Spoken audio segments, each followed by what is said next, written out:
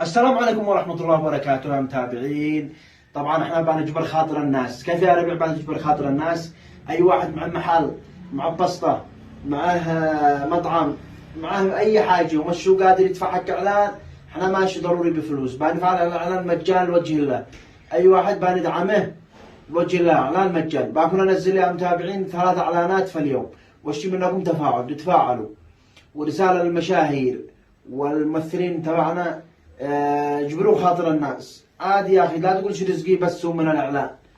رزقك ربي بيرزقك، اذا جبرت خاطر الناس ربي بيرزقك. المهم بكون انزل في اليوم 3 اعلانات. الاعلانات مجان بلاش. ادخلوا راسلوني بواتساب، بحط رقمي الواتساب، ادخلوا راسلوني واتساب، ولو ما يجي دورك.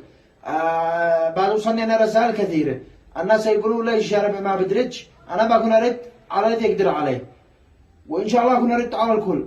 بس بكون نشيل 3 اعلانات، ولما يجي دورك انت تصبر. هو الاعلان مجان، يعني تصبر. مش يدخل يعني يكتب لي في الواتساب يا متكبر يا متكبر. المهم بكون انشر اعلانات مجان لوجه الله. والسلام عليكم ورحمة الله وبركاته.